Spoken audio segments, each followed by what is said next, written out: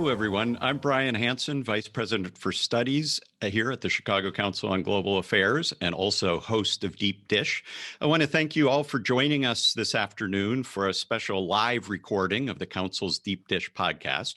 And I want to extend a special thanks to our Chicago Council members and supporters for joining us on Zoom today. We're very grateful for your support. It allows us to do things like this podcast. Today's event is part of America in 2020 series, which is co-hosted by the Council and the Financial Times. It's the final program of that series, a series of discussions on foreign policy topics central to the 2020 presidential election. And we want to thank the Financial Times for partnering with us on these important conversations. Before we begin, I want to offer just a few housekeeping points, as well as set some expectations. This is an on-the-record conversation being recorded as a podcast, an episode of the Council's Deep Dish podcast, and it will be available for download tomorrow, wherever you get your podcasts, wherever your favorite app is. And also a video of this discussion will be available on the Council's YouTube channel as well. I want to note that because we're recording this for the podcast, there may be a few pauses and delays as we switch between technologies in order to make sure we get a clean recording. I appreciate you hanging with us during those moments. And our two guests, who I'll introduce in a moment, Hannah and Crystal, will be available. I'll have a conversation with them for about 30 minutes, during which we'll record the podcast. And then afterwards, Hannah and Crystal will be online and be able to take questions and take your questions. So I encourage you to stay tuned in after we close the podcast. And if you'd like to submit a question, you can, in a browser window, type in ccga.live. And there you'll be able to type in a question and also vote on questions that have been submitted by other people. Again, that website is ccga.live. So without any further ado here, let's jump into the podcast. This is Deep Dish on Global Affairs, going beyond the headlines on critical global issues. I'm Brian Hanson with the Chicago Council on Global Affairs. And this week, we're looking at the next phase of COVID-19. Without a question, COVID-19's pandemic and its effects have dominated the news and affected nearly every aspect of our lives in 2020. This week, the United Kingdom kicked off its public COVID-19 vaccination campaign with 90-year-old Margaret Keenan. In the U.S., vaccines by Pfizer, Biotech, and Moderna are close to FDA approval, which is needed to start distribution here. And worldwide, there are some 200 vaccines under development. At the same time, last week marked the highest number of COVID deaths in the U.S. since April, more than 15,000. And on December 6th, the number of new U.S. coronavirus cases rose by 19% to 1.4 million. And much of the world is experiencing similar spikes. So while the possibility of successful vaccines have buoyed hope at the end of the year, there's still a very long and no doubt rough road ahead. To help us understand what we'll see next in terms of the science and the disease, as well as the politics, I am talking today with the U.S. Pharma and Biotech Correspondent for the Financial Times, Hannah Kuchler. It's great to have you on Deep Dish, Hannah. Thanks so much for having me. And also joining us for the conversation is Crystal Watson, who is from the Johns Hopkins Center for Health Security, where she is a senior associate there. Welcome, Crystal. Thanks for being here. Yeah, thanks for having me. I'm excited for the conversation here today.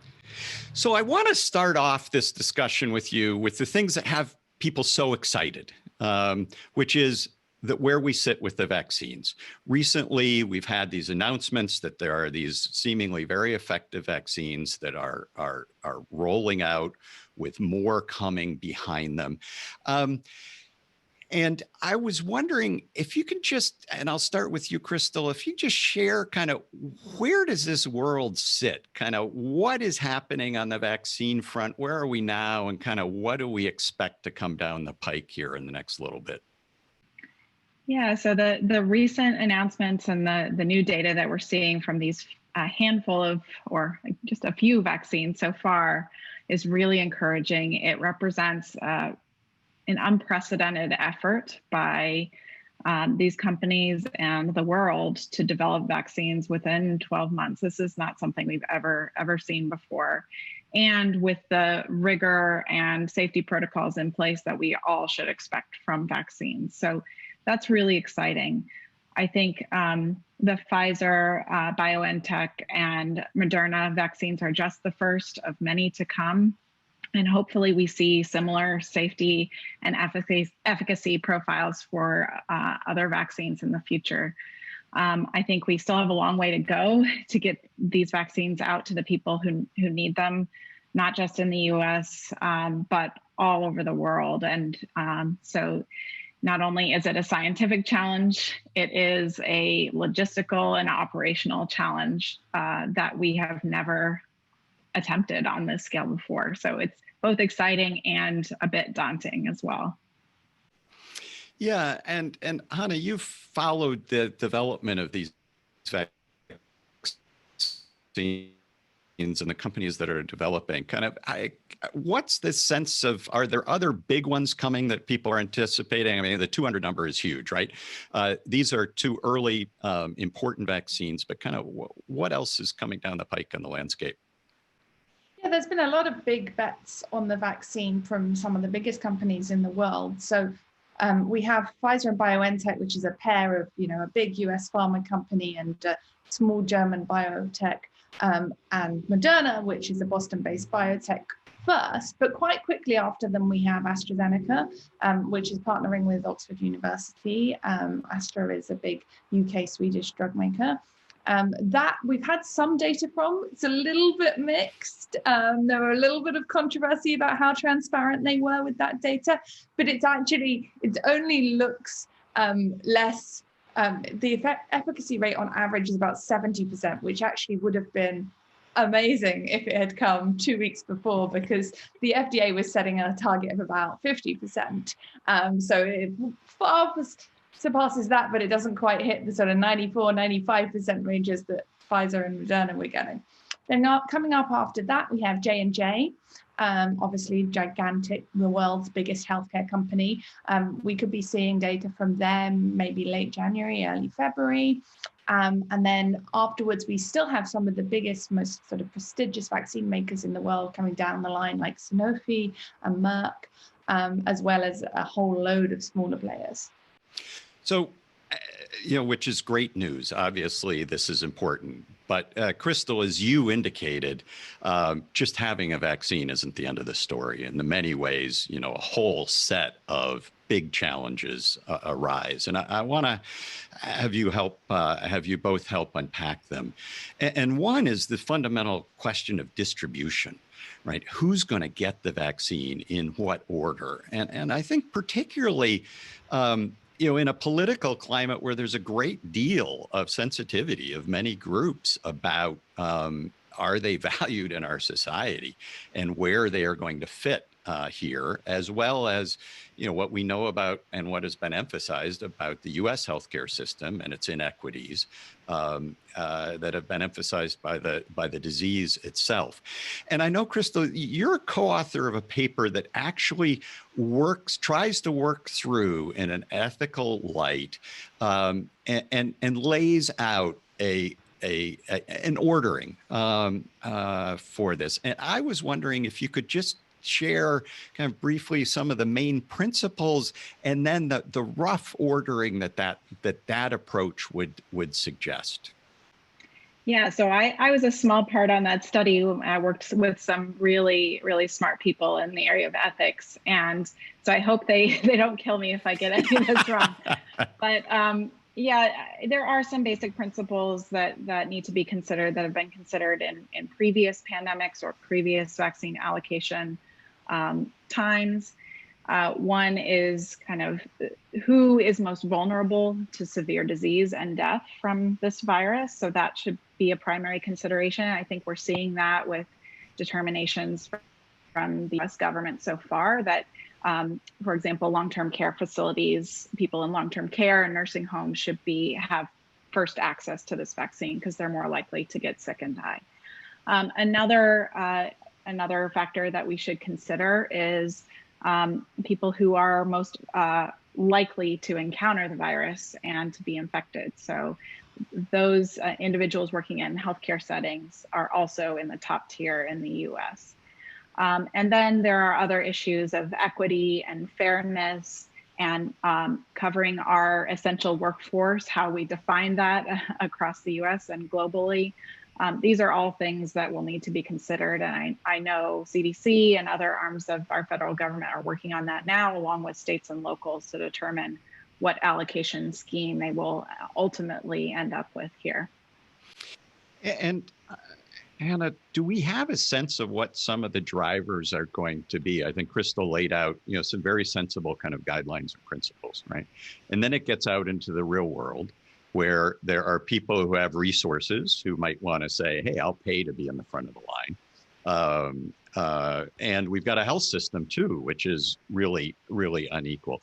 Do we have a sense yet of how this is going to play out, or what kinds of debates that we might end up seeing? Yeah, it's interesting that you started by talking about how the vaccination campaign has already started in the UK with a 90-year-old lady, because what they're doing there is they are doing healthcare workers, but pretty much after that, they're going strictly by age. And they start with the oldest and they go down. And so in some ways that is, less responsive to need, because some people would say, oh, well, I'm 90 and I just stay in my house, so I'm not the person that you need to vaccinate first. But it's also much simpler, right? We know how old we are. One of the things that I'm hearing a lot of concern about is this idea of the essential worker. I think it's something like 18 million people in the US could be classified as an essential worker. And many of the states that have started to lay out instructions based on what the CDC says are taking it sector by sector. Now, I'm a journalist, right? And so one of the sectors that's actually out there that could be covered as an essential worker is a journalist. And that's because a lot of the time that was used for lockdowns, right? If I needed to go somewhere to report, they didn't want to restrict my movement, which seems fair enough. But you know what? I mainly stay in my living room and talk on the phone to people all day. I don't need to come first for the vaccine. And there's a lot of other categories there. I think we're going to see controversy, especially when it is, as you say, comes to money. So one I'm particularly interested in is the financial services sector.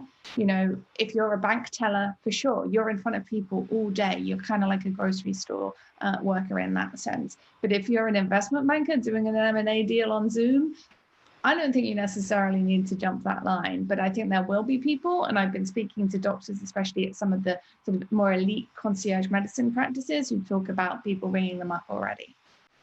Yeah, and this language around essential workers is fascinating because, of course, essential workers during the pandemic were frontline restaurant workers and retail workers and all. Now, when the stakes are different, how that gets defined might be very, very, very, very different. Crystal, I'm curious to the extent to which folks from the research community, from the medical community that you're part of, have a sense that they can actually shape some of these decisions. The kind of report that you were affiliated with does very much that, right? It tries to lay out, here's a set of logics and here it goes. But what role would you expect kind of the medical community to be able to play in these decisions?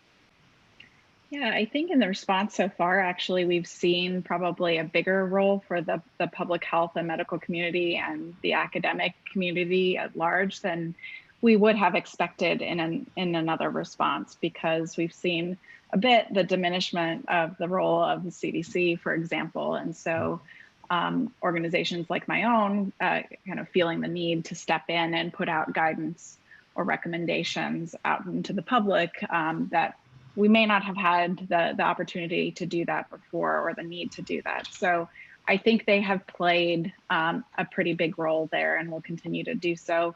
The National Academies of Science held a number of meetings on this and put out a great report. And I think they took in input from all over the community. and also different sectors that might not have a say otherwise. So I think it's been fairly representative and inclusive. And I'm thinking about other things that we expect that we should expect to happen. I think the narrative is so optimistic right now. There's a vaccine. It's going to start being administered, and just like magic, we're going to reemerge into the world we were in before. And yet we know from other vaccine regimes that there are a whole lot of things that are very difficult, and it's never a linear, straight path through this. Kind of, what are some of the things that people should know and be prepared about, so they don't become terribly disillusioned in February that they're still locked in their living room and their kids aren't in school yet? Kind of, what are some of the factors that we should know about and take into account?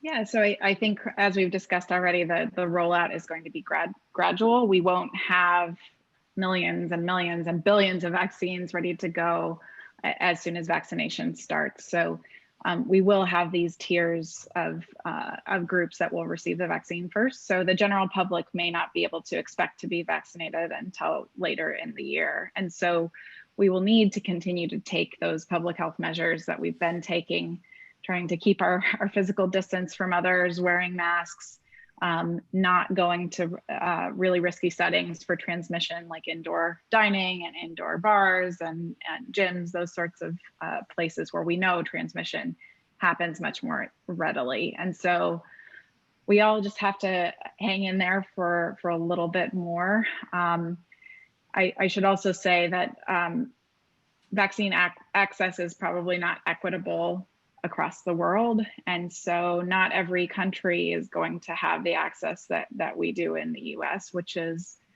really unfortunate. And it makes us, not only is it unfortunate for those people and those countries, but it's unfortunate for the world, because the more vulnerable other countries are, the more vulnerable we are. So we all have to take these measures as long as we can until we really have vaccine to make us better protected. Yeah, go ahead, Hannah. Yeah.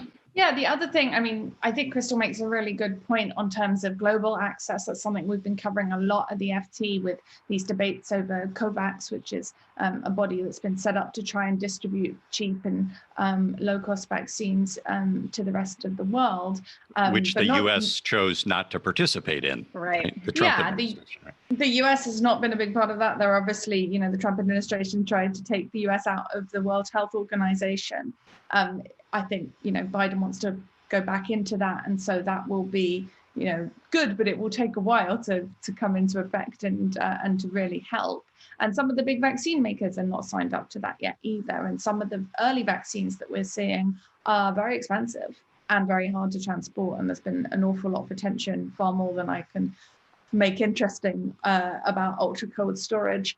But, those kind of supply chains don't exist. They're actually huge parts of America where they don't exist. So, there's definitely lots of parts of the world.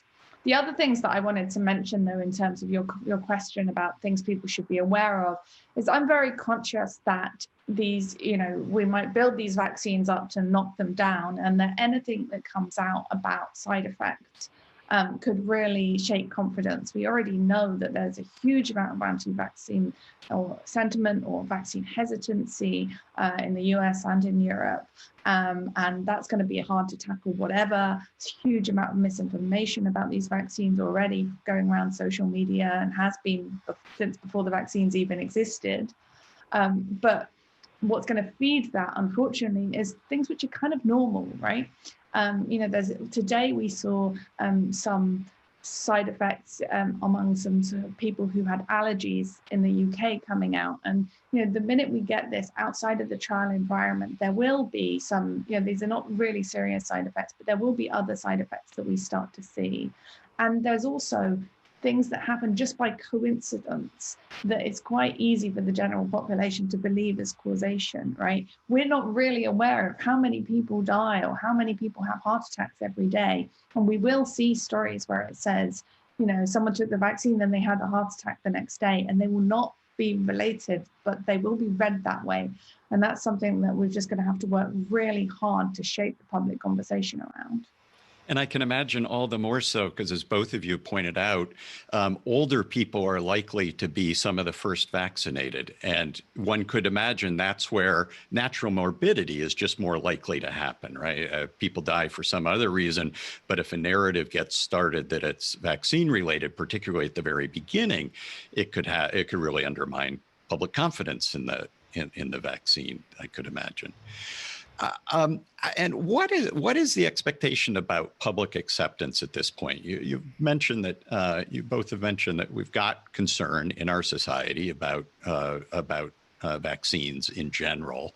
Add on to that a process that has been very political and politicized and partisan around the vaccine. What's your sense of how this is going to play out once the vaccine is available?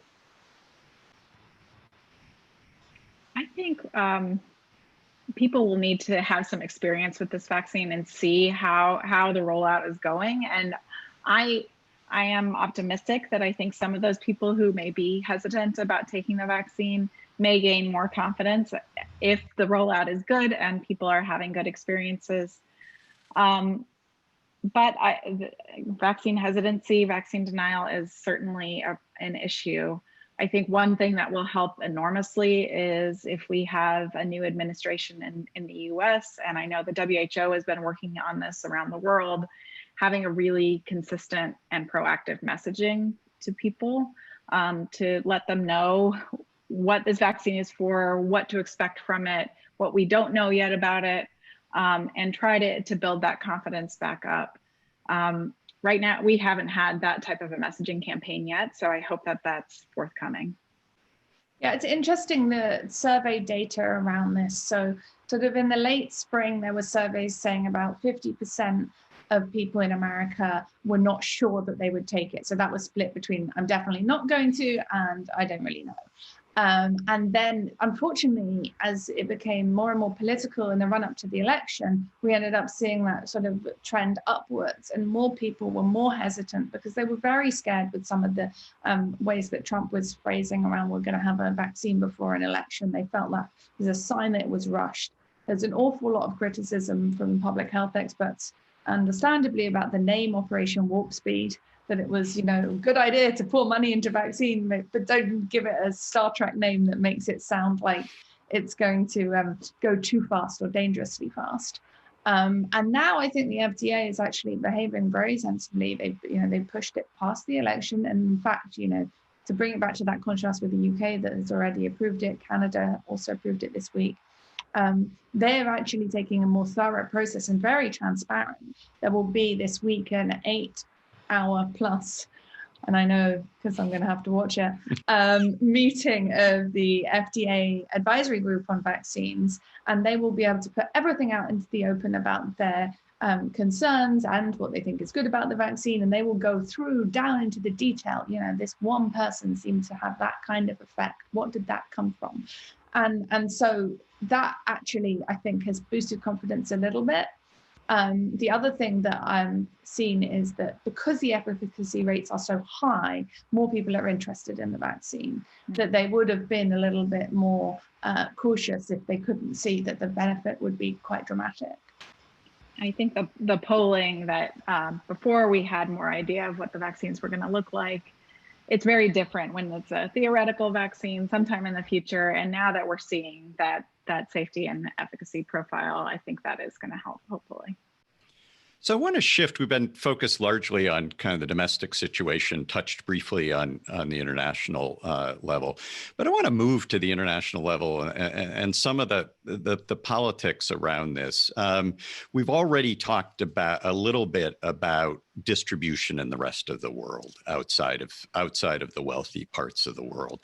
Given what we know about kind of speeds of production of vaccines and all, how are there guesstimates, knowing that's the best we can do at this point, about how long it's going to take in parts of the world that don't have the financial resources to be able to drive this and are going to be more dependent on aid type arrangements to provide the vaccine?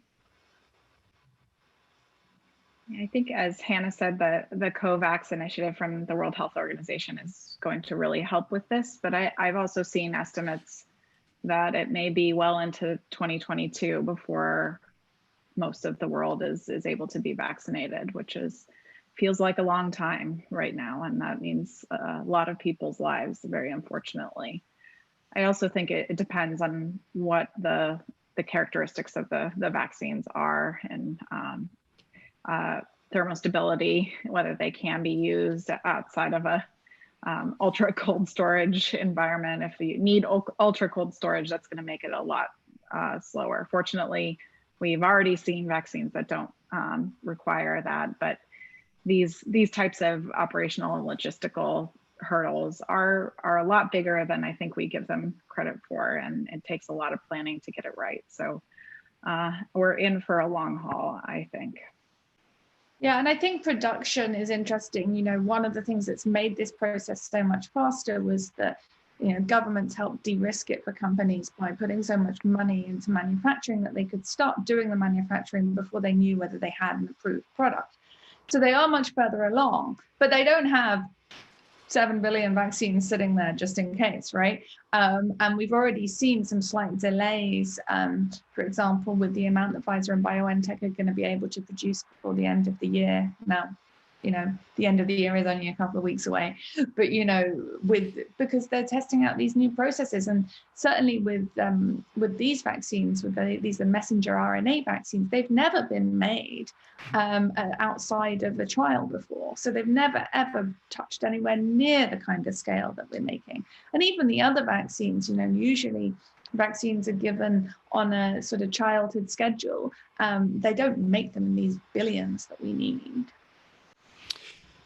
And as this process unfolds, and I'm thinking about the in the developing world in particular, one of the issues is going to be cost, right? And right now, the vaccine makers are heroes in this story, in that they have, in record time, I mean, it's truly remarkable what they have produced. They are also for-profit companies, and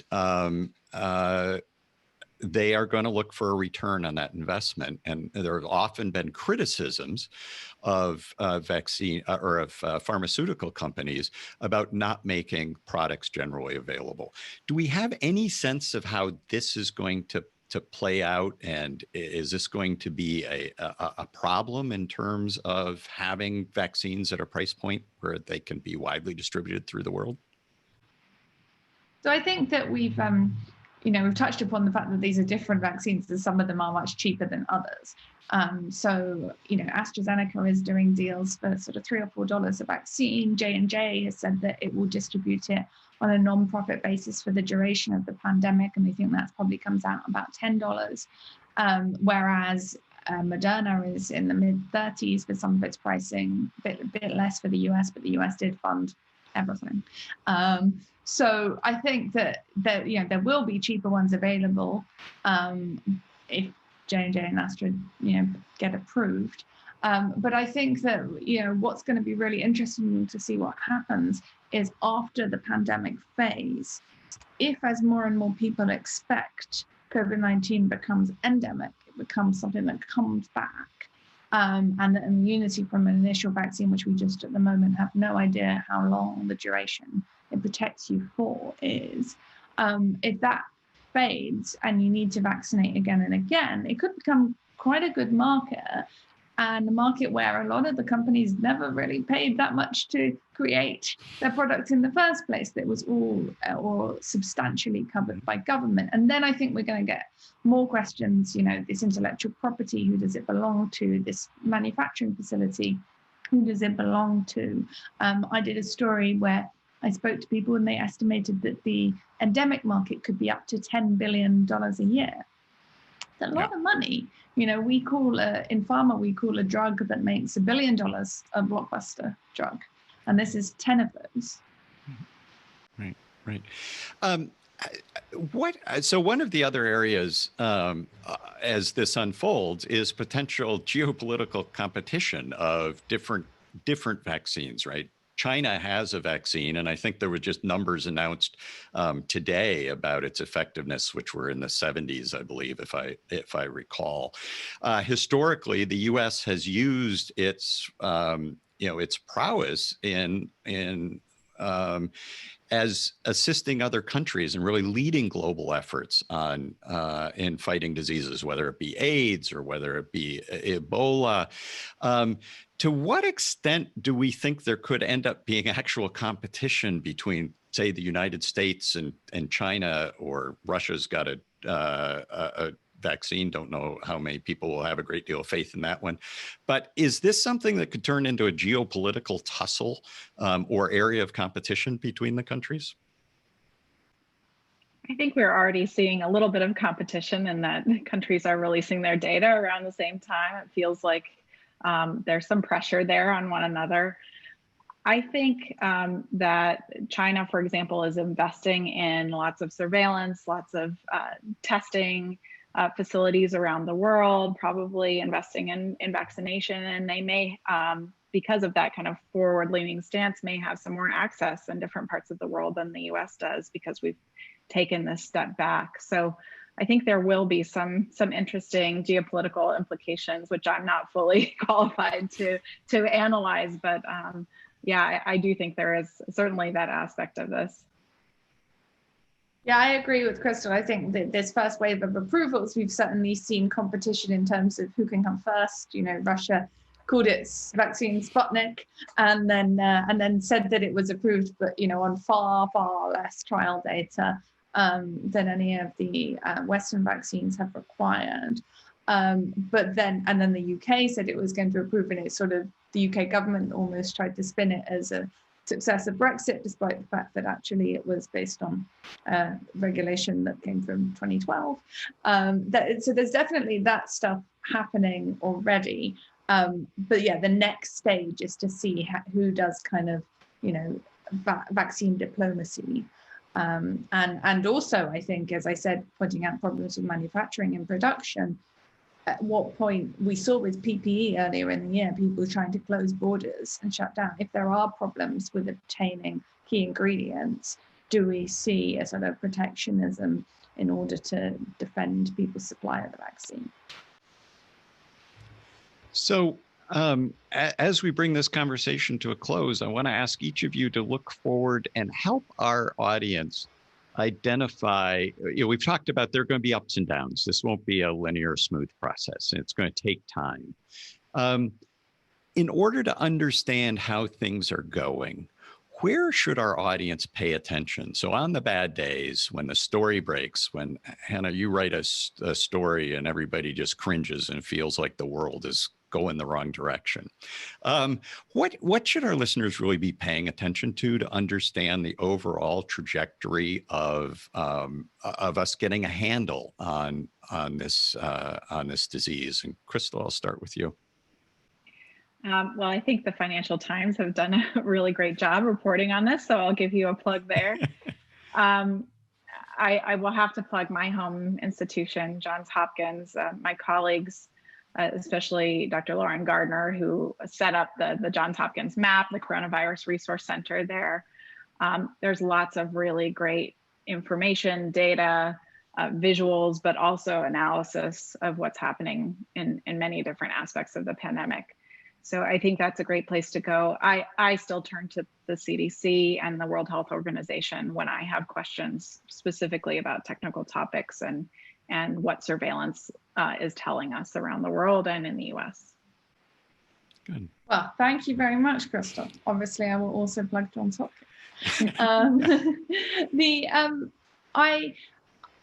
I do try to keep our stories very balanced and try and put as much context in as possible, not to overreact. I actually think, unfortunately, I'm going to draw people's attentions back to some of the same things that we've been watching already, like the impact of the vaccine. Numbers of vaccination are great, but actually what matters way more is case numbers and hospitalization numbers. We haven't spoken about it that much in this discussion, but it is absolutely tragic. The fact that we have over 100,000 Americans in hospital with COVID-19 at the moment, and anything that we can do to start bringing that down this week, people were very excited when they saw that that there was started to be a gap between Pfizer's vaccine and the placebo group within a couple of weeks after the first dose. Now, that's not a reason to not get a second dose. You have to get the second dose. But on a community level, it starts to think, okay, we can start to make some impact fairly fast.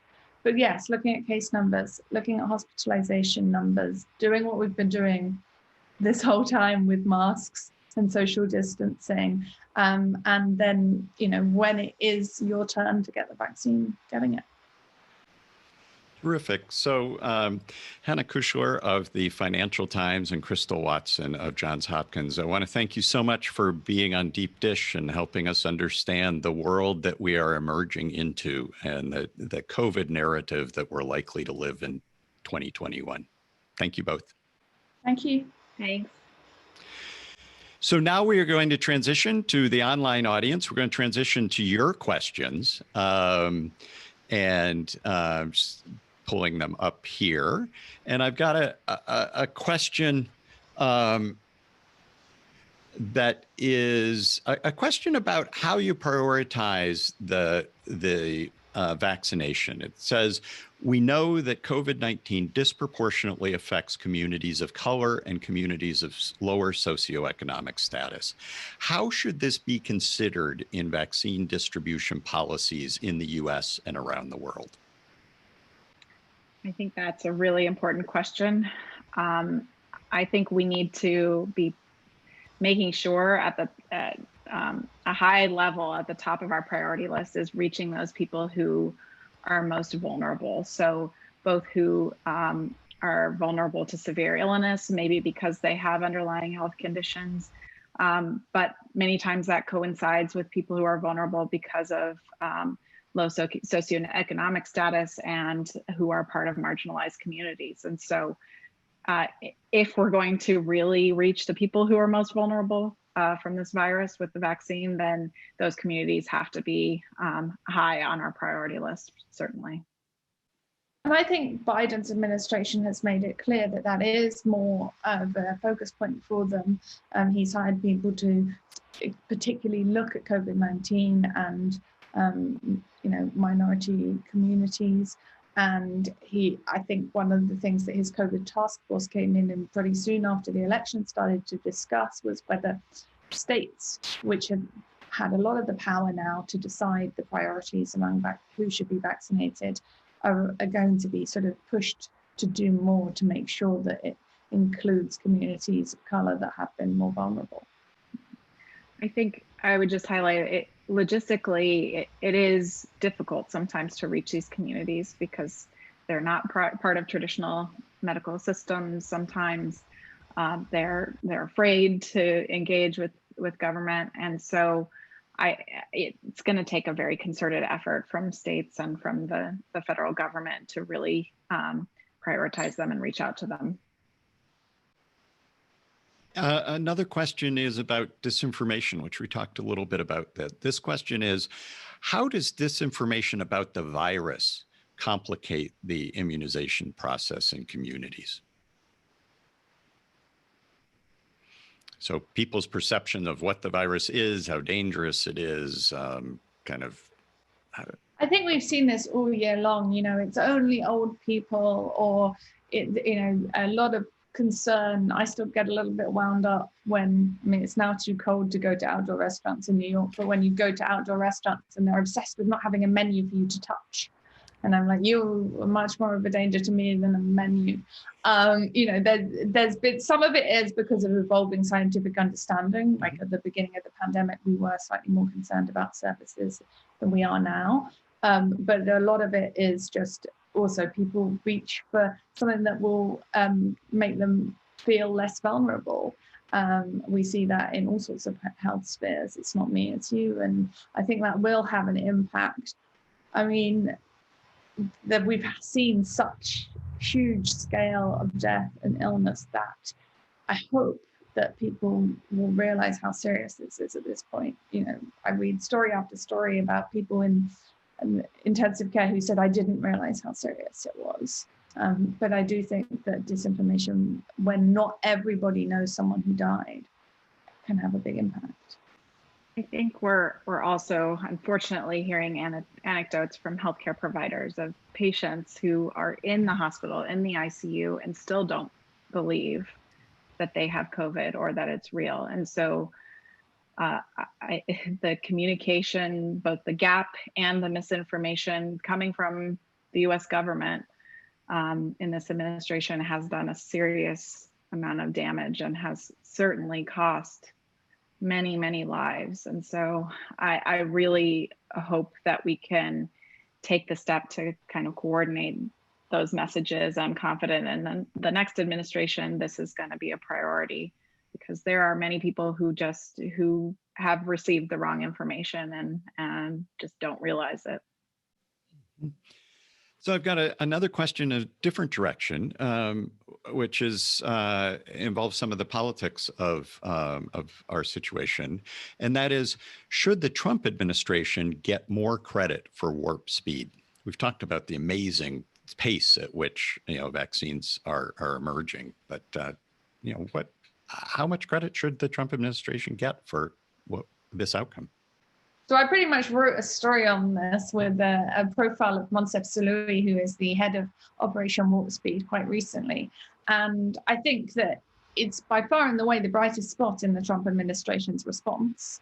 And I think, speaking to some of the companies in that story, I quoted the CEO of Moderna, Stefan Bancel, and he said, the US government has not only funded something for the US, it's funded it for the rest of the world. And on our previous topic about maybe not necessarily doing enough outreach and global cooperation, they still ended up having this impact sort of sideways, shall we say.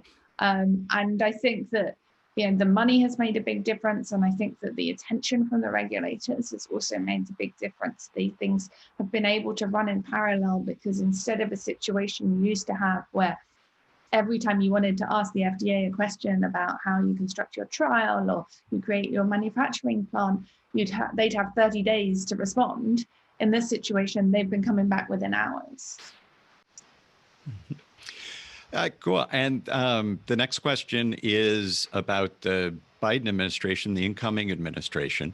And it's the question is planning on contributing more funds to prevention than the Trump administration, which focused on vaccine development. Where is the balance here? What advice would you give to the Biden administration? And, I would just add to that, you both have emphasized the importance of doing the basic public health, engaging the basic public health behaviors to slow the spread of the disease, prevent the medical system from being overwhelmed. Given this environment, which has become so politicized, in which messaging has not always had the impact that that one had hoped, how does a new administration come in and be effective in trying to drive prevention harder? I think from what the president-elect has put out so far, that there will be a lot more emphasis on supporting public health and healthcare in responding, and supporting political leaders at the state and local level in making the decisions that are beneficial to public health. Obviously, we still need to balance public health measures with economic measures and risks of poor health outcomes, with poor outcomes from losing people's jobs and having businesses shut down. But I do think there will be more balance there. I think the investment in Operation Warp Speed has been unprecedented and amazing. So I think that I agree with you, Hannah, that is a real bright spot here in the pandemic response, and has built on a lot of previous work in government to put systems in place and get ready for having to respond to something like this. That's where the government has shined. And I hope now we can let other parts of the government shine as well, particularly the CDC, let them do what they do best in analyzing data and putting out scientifically based information and communication. I'm afraid I'm not very hopeful. I think, unfortunately, two things. One, it's quite late in the day to be trying to change messaging. And two, it's an incredibly divided country. And it's, you know, I used to cover social media in Silicon Valley, and I think that I'm definitely not going to blame social media, but I think that it's one of those symptoms that's really helping create this atmosphere where people are just not working from the same fact sheet, and everything is so divided that I can't see how it's going to be very easy. I think that, you know, the Biden administration seems to want to do the things that public health experts recommend. They want to put scientists up front. They, you know, they want to try and make it as they want to remove the politics as much as possible, but I don't think you can remove the politics in the kind of society that we're living in. I think I have to leave it there. On that note, I guess when we're talking about a pandemic, it's appropriate to be sober in the discussion. But Hannah and Crystal, I want to thank you again for coming and doing this program with the Chicago Council today. I really enjoyed your conversation and learned from both of you. So thank you for that. And Thanks a lot. I also want to thank all of you who tuned in today to watch this conversation and participate in it with your questions. I hope you will take a moment to share this discussion on social media pages once it becomes available, either in the podcast or in the video form. And then in closing, I just hope everybody stays safe, healthy, and sane throughout the holiday season that we have coming up here. So thanks, everyone. Bye-bye.